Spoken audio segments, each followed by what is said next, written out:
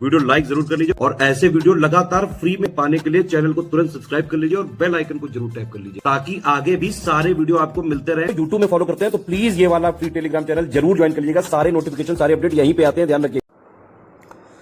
नमस्कार साथियों, स्वागत है आप सभी के स्टडी फॉर सिविल सर्विसेज में। ये क्लास है हमारी मॉडर्न इंडिया की और मॉडर्न इंडिया में टॉपिक चल रहा है यूरोपियन कंपनियों का भारत में आगमन। और उसमें हमने जो है लास्ट क्लास में पुर्तगाली और अंग्रेजों को डिस्कस कर लिया था। आज हम आगे बढ़ेंगे और आज हम थोड़ी सी बात करेंगे डेन के बारे में और फिर बात करेंगे फ्रांसीसियों के बारे में।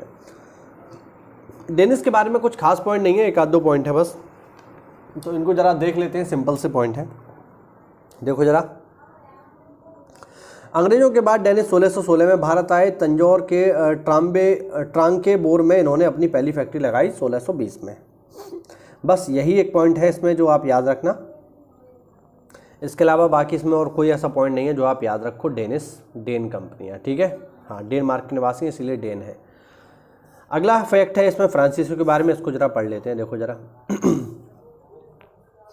फ्रांस के सम्राट लुई 14वें के समय में उनके मंत्री कोलबर्ट के प्रयासों के परिणामस्वरूप 1664 में एक फ्रांसीसी कंपनी की स्थापना हुई जिसका नाम है company the end oriental.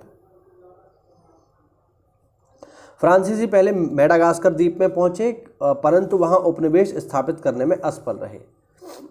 France से एक दूसरा दल 1667 में चला। इसका नायक फ्रैंको कैरो था।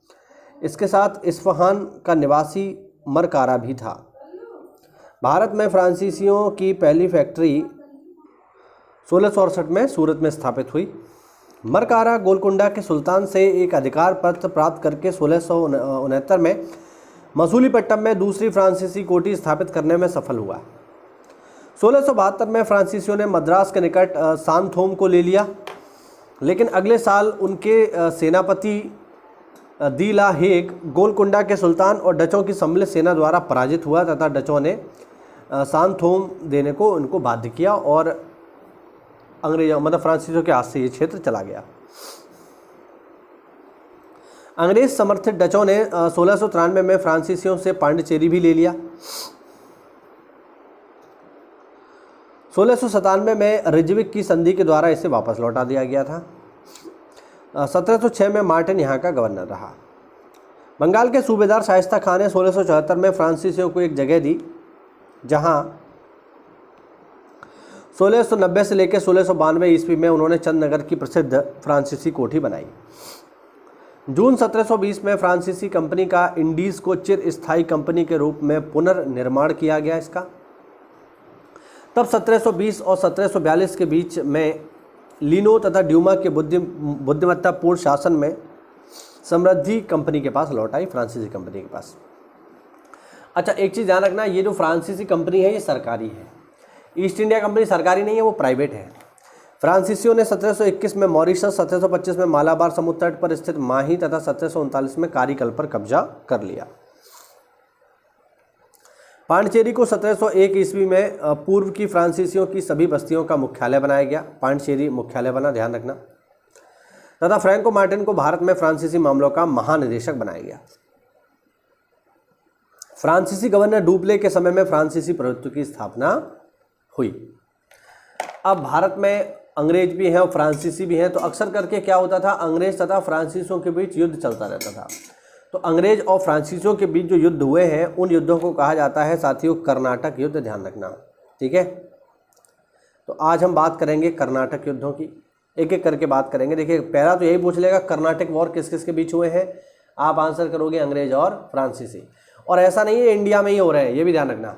मतलब इस दुनिया में जहाँ कहीं भी अंग्रेज और फ्रांसीसी हैं वहाँ पर ये युद्ध हो रहे हैं, ठीक है। यूरोप में भी चल रहे हैं, इसके अलावा इंडिया में भी चल रहे हैं, यानी दुनिया भर में जहाँ जहाँ फ्रांसीसी और अंग्रेज एक साथ हैं वहाँ पर युद्ध ये होने लगे।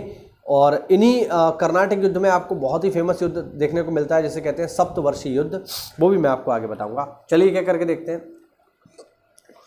पहला है जो कर्नाटक युद्ध है, पहला ये हुआ 1740 से 1748 तक। क्यों हुआ?